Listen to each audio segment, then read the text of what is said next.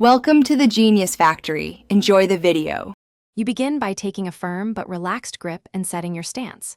Place your feet shoulder-width apart. If you're right-handed, step the left foot slightly forward so the swing has balance. Once done, hold the shaft about 6 to 12 inches below the midpoint with the other hand near the base to guide direction. Make shallow 1/2 to 1 inch cuts by angling the blade at roughly 45 degrees.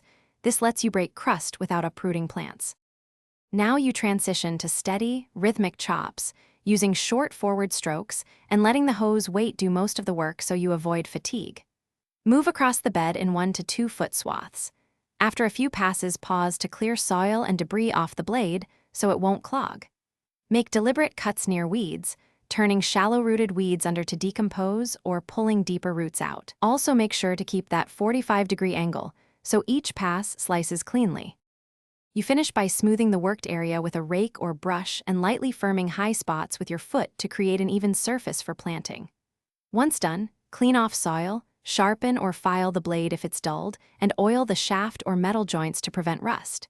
If the hoe skips or bounces, check 3 things: blade angle, your swing rhythm, and soil moisture. Slightly damp soil cuts best. If too dry, water, then wait a bit before resuming. Thanks for watching. If you found this helpful, don't forget to like and subscribe.